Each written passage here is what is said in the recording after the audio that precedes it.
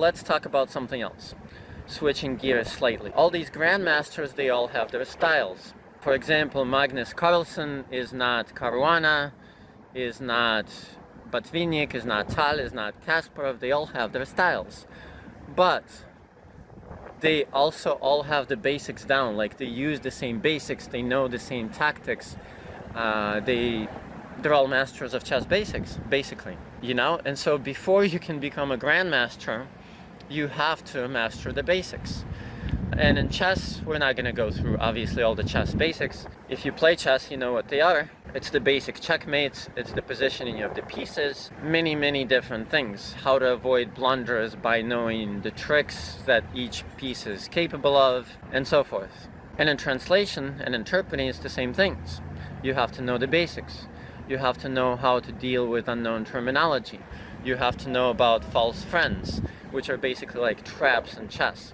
By the way, we'll talk about that too. I'm just making a mental note for myself as well. In chess, mistakes can be separated into blunders, which is the worst, mistakes, and inaccuracies. So Vladimir, mental note to talk about this. But if you know about the basics, then it's much less probable that you're going to blunder, right? You can always at least keep it solid. That's what I'm going to do if I'm in terra incognita of translation or interpreting. If all of a sudden, like in this deposition a few days ago, they started talking about dental work and I was given no notice, so they're throwing around all these dental terms, and I even had to scrabble quickly and look them up on Google. But you just go back to your basics, you know, which in that case is maybe note-taking, if that's a basic for you, or simple structures, you know, or very good solid translation and interpreting, controlling the ambience, controlling the flow, and whatever else those basics might be. You have to practice them, right? Good delivery, making sure that it's understandable, making sure that it's very grammatically clear, making sure that you always clarify an unknown term. So all these basics that have been taught in my courses and in other courses, and you probably know what they are. But without these basics, you don't become a grandmaster. But once you become a grandmaster, definitely every grandmaster has their own style. Before we go back to these mistakes, and actually another mental note, Bobby Fischer used to say that the chess tactics, as in the combinations, come from solid positional play. So let me draw that analogy too. Solid positional play just means placing your pieces to take the most advantage of their power by their positioning. And that was Bobby Fischer's strength. And in interpreting and translation, I would also venture to say that basically the beautiful combinations, the beautiful turns of phrase in translation or interpreting come from solid positioning, from knowing your grammar, from knowing your basics. And only when you have that down, then do these beautiful combinations come into play, which is very cool. So I was going to go back to blunders, mistakes, and inaccuracies, and traps. So the traps, I've already mentioned it. In chess, there are a lot of possible traps, and the way to avoid them is just to be aware of them and be aware of the board. In translation and interpreting, the biggest trap I can probably think of is false friends. So the way to beware of false friends and avoid them is, one, of course, know them, but you can't possibly know every single false friend in existence. The way that you avoid false friends is you have to be aware of the board, which in our case is the context and the meaning of each term, right? So one simple way to avoid false friends is to just not, excuse me, I could use a coffee. That's actually one more trick. Just to get distracted here, better than getting destructed. But one of the world champions, Mikhail Botvinnik, talks in one of his articles about how he got into coffee. And the interviewer asks him, well, but why did you get into coffee? Because you weren't drinking coffee at your previous matches. And he said, the Germans taught me this, and it helps me in my 5th hour of the game from making stupid blunders and keeping me awake. So there, I'm doing what a world champion grandmaster was doing, because I'm always caffeinating myself. So that's the great secret of chess and translation. No, actually another thing is you have to evaluate importances, but I'm just going all over the place.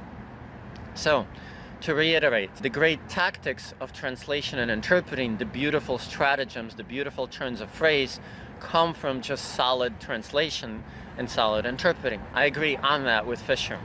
So now, speaking about mistakes, this is sort of if you're a legal interpreter, you know that there are infractions, misdemeanors, and felonies, right? Or in some states, they don't call them infractions, they call them petty misdemeanors. So same in chess, they're called inaccuracies, mistakes, and blunders. Same in translation, there could be really, really, really grave mistakes, which I once committed, perpetrated on an exam. I don't think I've ever done that in real life. But it was something like, and therefore, ladies and gentlemen, I ask you to deliver a verdict of not guilty. And instead of just saying something simple, which came to me, de no culpable, I wanted to find the fancy word, and it was an exam, and I was super scared, and I just said, fallo culpatorio or condenatorio, which is the exact opposite. I mean, this would never happen in real life, because in real life, one, I would realize what I said and just say, disculpe, disculpatorio. Or I would see the defendant's eyes and he would be like, what? And I would realize that I made a mistake. But on the exam, the moment that I realized I made that absolutely stupid blunder, it was too late because the recording was done. And I knew at that moment I had not passed. And by the way, one thing I was super happy to find out, I know this is kind of malicious and malevolent of me, but grandmasters do make blunders. Even grandmasters make blunders. I saw them with my own two eyes. So if you've ever blundered in translation and interpreting, don't think that you're not a grandmaster, but these blunders are limited. They're very far and few between. They're probably either drunk or infatuated or something of the sort. I don't know. But it's not an excuse to make blunders. It just means that if it's once in a while, that does not disqualify you as a grandmaster. Okay, so what would be these blunders, mistakes, and inaccuracies? Well, I just gave you the example of a blunder. It would be something that loses the game or nearly loses the game. Sometimes you can come back from a blunder, but in chess it would be basically like just giving away a piece because you didn't see the threat, or missing a fork, or worst of all, missing a checkmate. You know, and obviously if it's a sacrifice, if it's an intentional sacrifice, and we can talk about those in translation as well, it's not a blunder, because a blunder is something you didn't see coming. So a blunder in translation is something that is obviously majorly changes the meaning. It's something that on an ATA exam would either get you a complete flunk or would majorly take away points. You know, it's calling hot cold. It's even calling maybe, well, translating something as warm versus hot would rather be a mistake than a blunder, probably. Translating felony as a crime would be an inaccuracy. It's not false, it's just an inaccuracy, right? In chess, for example, placing a pawn or placing a piece on a square where it's immobilized or useless, that would sort of be a mistake or an inaccuracy, depending on how bad it is. In translation and interpreting, a weird grammatical structure might be an inaccuracy. Or saying something like, I love this example, I give it all the time, a cappuccino versus a latte, that's a mistake.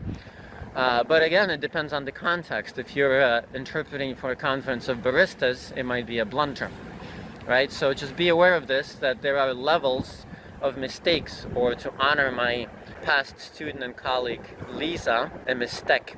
What else? Sacrifice, right? I wanted to talk about sacrifice. I've mentioned Mikhail Tal, who was the king of sacrifices and attacking through sacrifices. But when something is a sacrifice, it's not a mistake. You know what you're doing, and you're doing it for a reason. There is a madness to your method, right? There is rhyme and reason to what you're doing. So, for example, sometimes in translation, you have to sacrifice a bit of meaning for beauty. For example, if it's literary or poetic.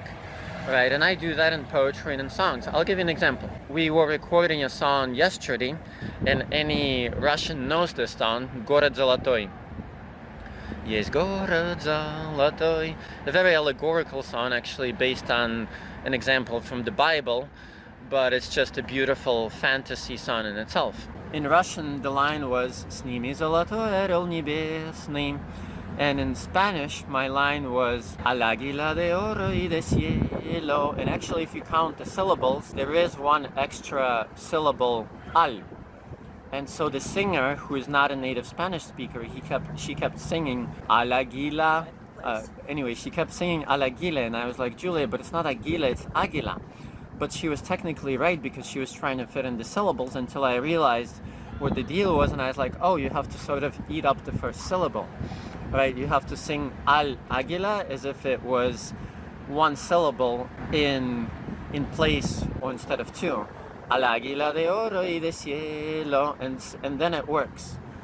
So that was an intentional sacrifice of proper rhythm on my part, right? But sometimes you sacrifice a bit of meaning to get the imagery across. In court interpreting or in legal interpreting or in any kind of interpreting where meaning is boss, we obviously cannot sacrifice meaning, and there sometimes the beauty of it has to be sacrificed, right? So sacrifices are sometimes okay, because sometimes you can have it all and sometimes you can't. And in chess there are even things called gambits, which is an opening where you intentionally sacrifice a pawn to get a positional advantage. And I like those because I like positional advantages. But anyway, there is probably more that will come to mind, but I think I need a break and a coffee.